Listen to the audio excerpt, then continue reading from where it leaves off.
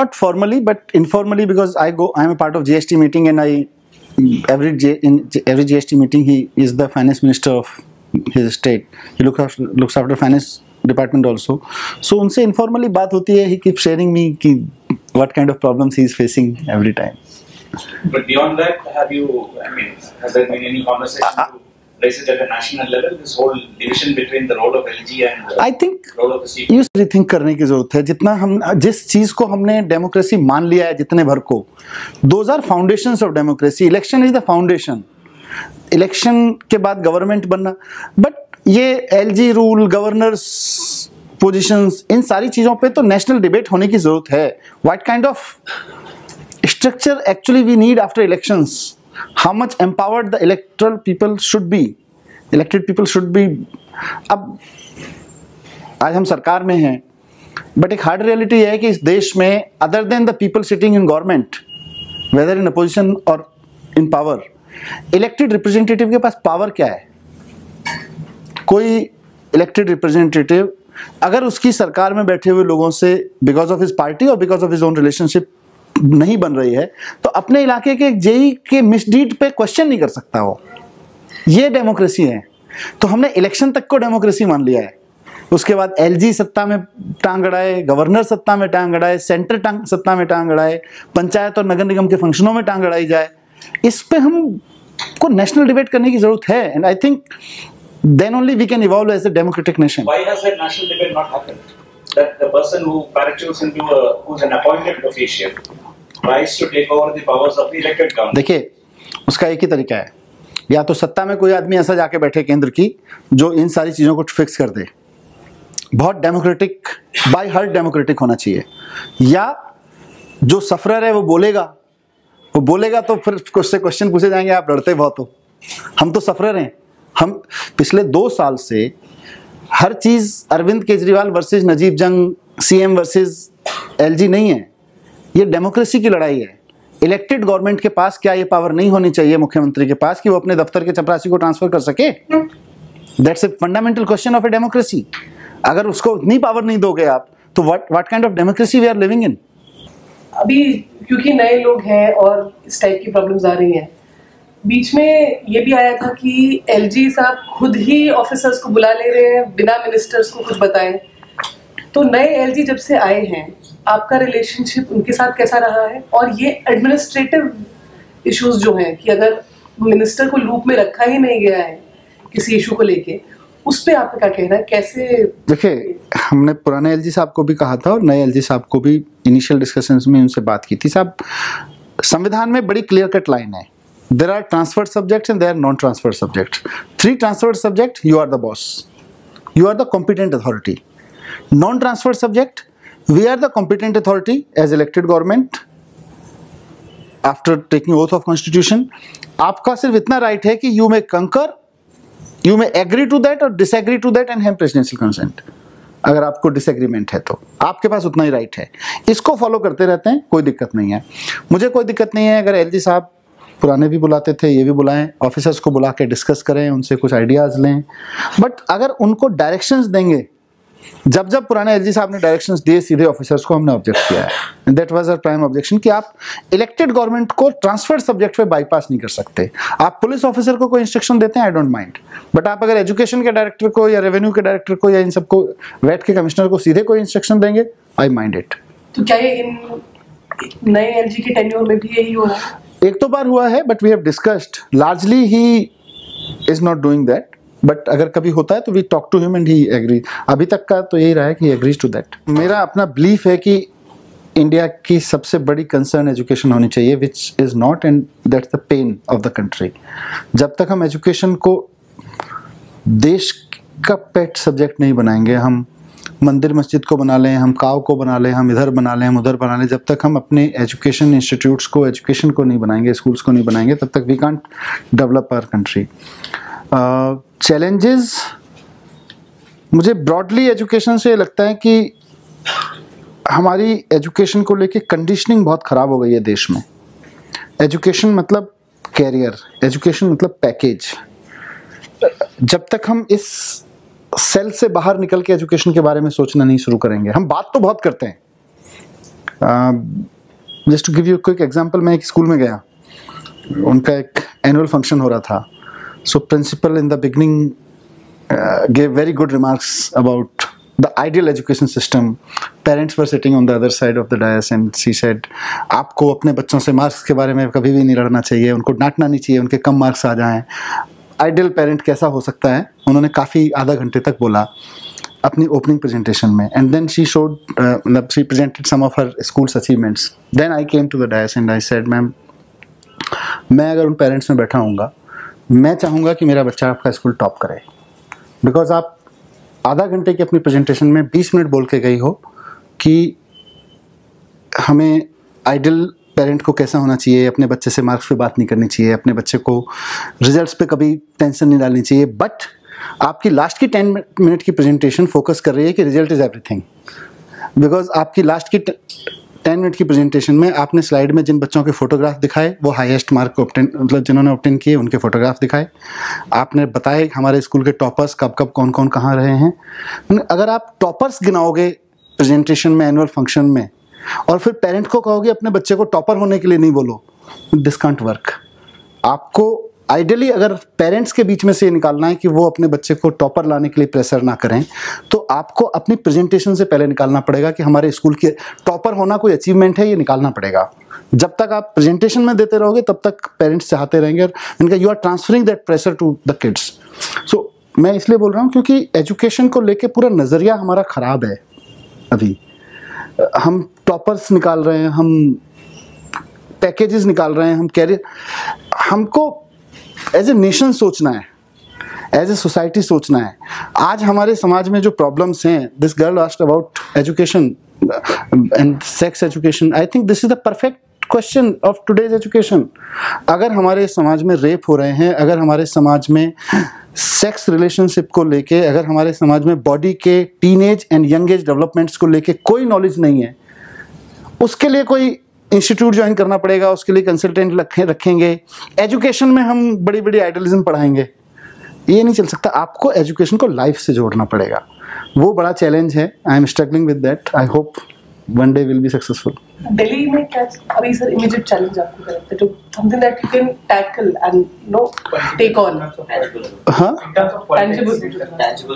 Tangible मुझे लगता है हम जो मैंने कहा इंफ्रास्ट्रक्चर मेरे लिए बड़ा चैलेंज था.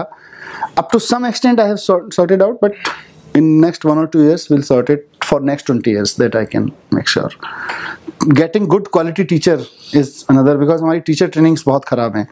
वो अब इतने सारे टीचर्स हम ले रहे हैं. I hope will get good teachers. It's too long. Let me try to remember and answer, otherwise you can help me in that. As far as I remember, first part of your question is little bit fabricated. Please allow me to respond to that. Because we never said कि हम party बना के सरकार में आएंगे तो हम सरकारी घरों में नहीं रहेंगे. हम पार्टी बना के सरकार में आएंगे तो हम सरकारी गाड़ी नहीं लेंगे.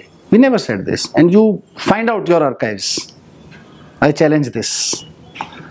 Because when this question comes in from some sort of extremist extreme corner of idealism, it's imposed one.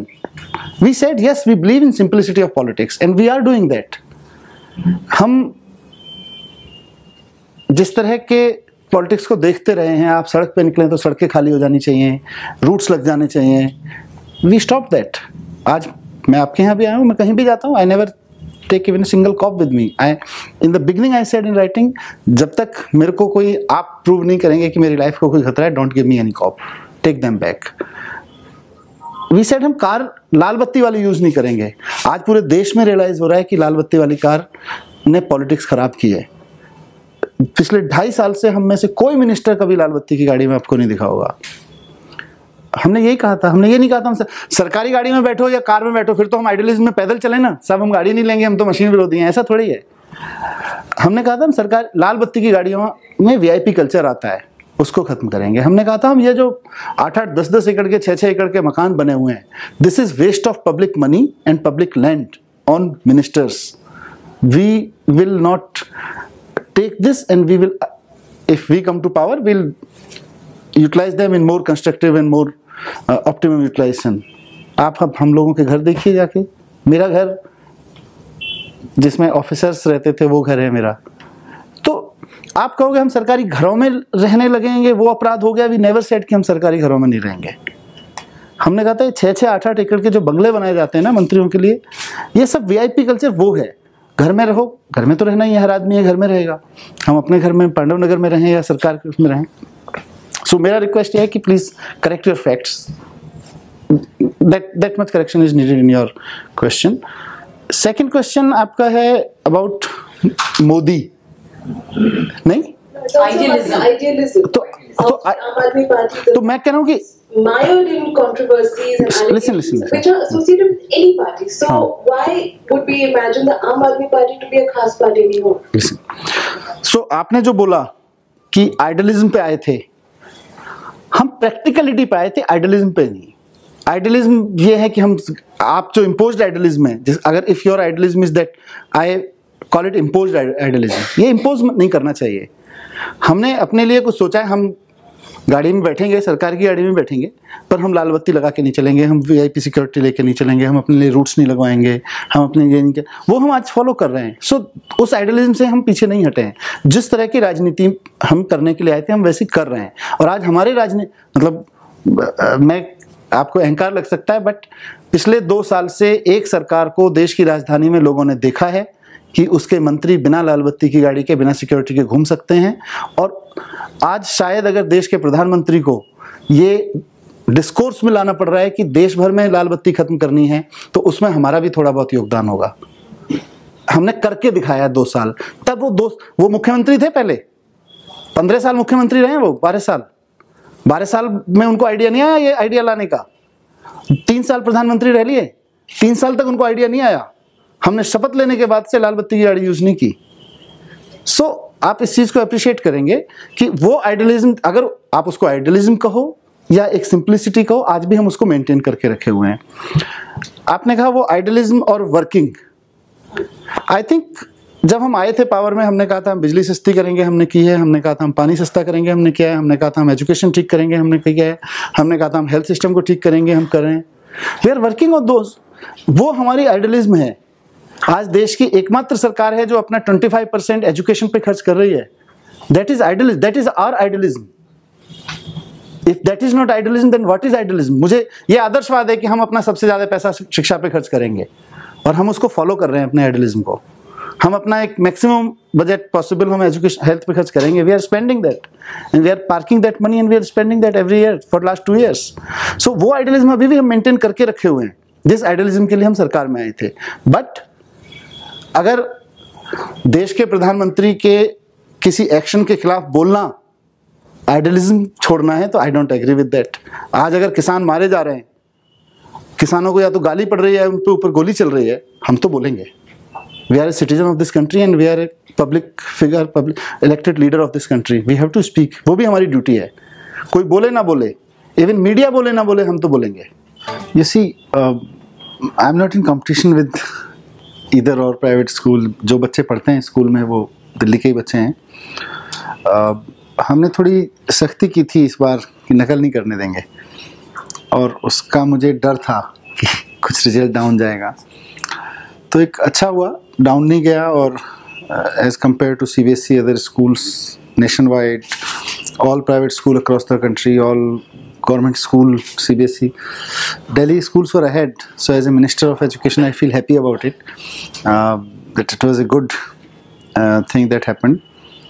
But abhi we have to, as I said, I think in one of your earlier program also, Delhi में सबसे बड़ी problem थी infrastructure की education में। उसको हमने पिछले 1-1.5 साल में दूर करने की कोशिश की है, और बाकी चीज़ों को ट्रैक पे लाए हैं। ऐसा नहीं है कि सारा बहुत अच्छा हो गया। टीचर्स ट्रेनिंग एक बहुत बड़ा इशू था। मतलब अभी तक ट्रेनिंग्स होती थी, फिजिक्स के टीचर को समर वैकेशन में फिजिक्स पढ़ाएंगे, केमिस्ट्री के टीचर को केमिस्ट्री पढ़ाएंगे, इंग्लिश के टीचर को इंग्लिश पढ़ाएंगे। अरे इंग्लिश तो पढ़ के आया ना वो। समर वैकेशन को यूज़ करो को इनोवेटिव होने में, इनोवेशन की ट्रेनिंग देने में, मोटिवेशन की ट्रेनिंग देने में, कुछ उसकी ज़िंदगी में हैपनिंग होना चाहिए टीचर की। सो वो ट्रेनिंग्स मैंने बदलवाई। Now I think we need to touch the content, not in terms of changing the content but fixing the problems.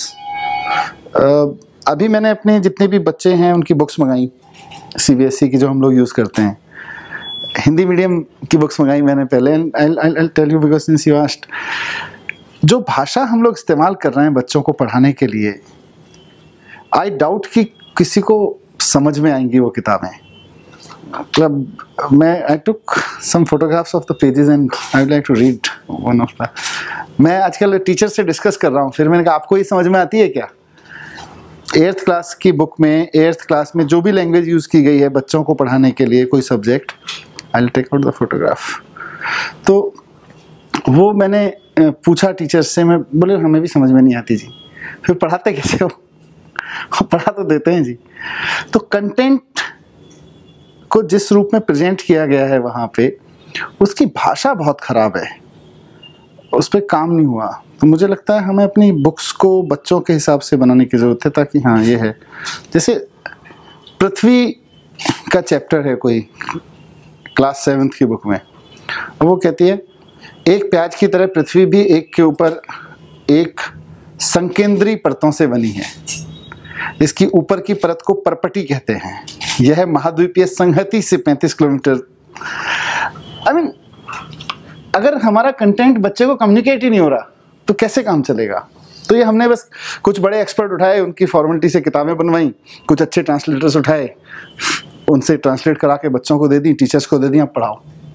तो ये फॉर्मेलिटी हो रही है. तो now I am coming to core. Why जहाँ पे अच्छा इंफ्रास्ट्रक्चर है, जहाँ पे अच्छे टीचर्स हैं, वहाँ भी क्वालिटी एजुकेशन क्यों नहीं हो पा रही है?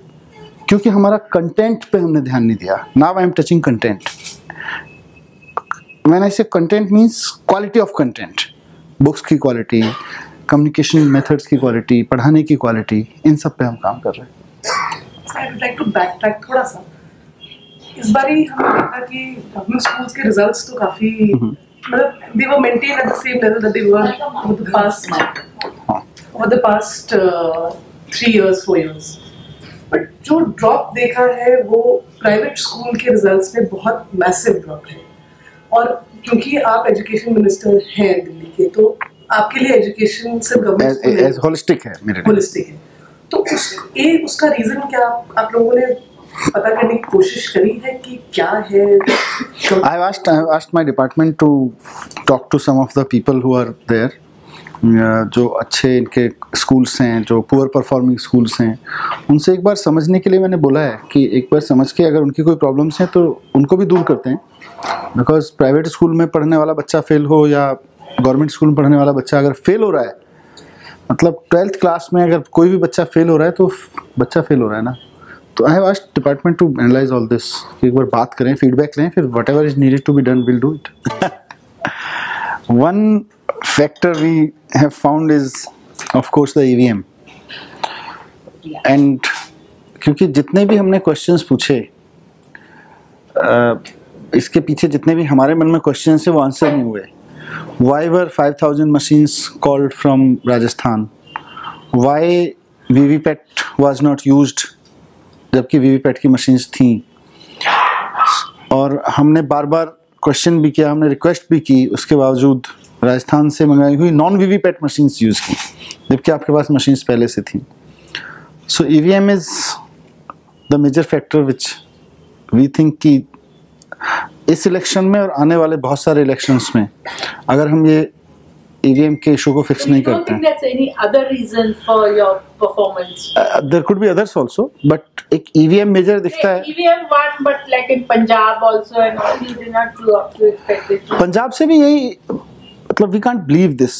अभी पंजाब भी अनबिलीवेबल लगता है, क्योंकि जिस तरह का एटमॉस्फेयर पंजाब में मैं देख के आया था खुद 2 days before election on the eve of because Congress was not the ruling party to fix the EVMs. हाँ, वो तो फिर मैच फिक्सिंग तो ऐसी होती है, किसको जिताया जाता है, कब किसका विकेट गिराया जाता है, तो मैच फिक्सिंग तो ऐसी होती है.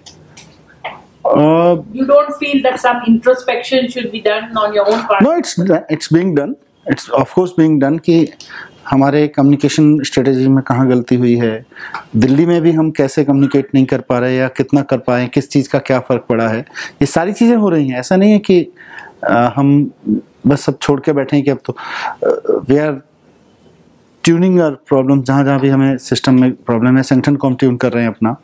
So it's happening. द संगठन हमारा दिल्ली में लूज था, उस पर हमने काम करना शुरू किया है. बट जिस तरह का रिजल्ट्स आए हैं वो सिर्फ इसलिए क्योंकि इससे मतलब 2 साल में तो संगठन और मजबूत ही हुआ है. इससे बढ़िया संगठन नहीं था 2 साल पहले, 3 साल पहले, 2.5 साल पहले जब 67 सीट्स आई थी.